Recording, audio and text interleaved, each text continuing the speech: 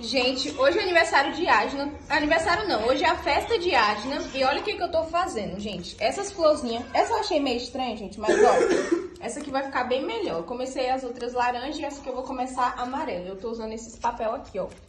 Aí, gente, vocês vão vendo aí se essa tá ficando boa. Olha, essa daqui vocês gostou. Aí depois eu ainda vou fazer as pétalas. Que não seja laranja e amarelo? Tem vermelho e preto. Faz vermelho. E rosa. Faz o rosa. Gente, eu vou ver se tem rosa. Pode ser amarelo e rosa? Pode. Gente, eu vou fazer amarelo e rosa, então. Já eu mostro o resultado pra vocês. Tem todas as cores aqui. Gente, eu acabei de fazer as flores, esqueci de mostrar pra vocês, mas eu tô aqui, ó, fazendo as pétalas. É pra o topo do bolo de Adna, gente. Eu tô aqui com dor de cabeça, mas eu já passo. Aí eu vou terminar essas pétalas aqui e vou entregar lá pra a mulher que tá fazendo o topo.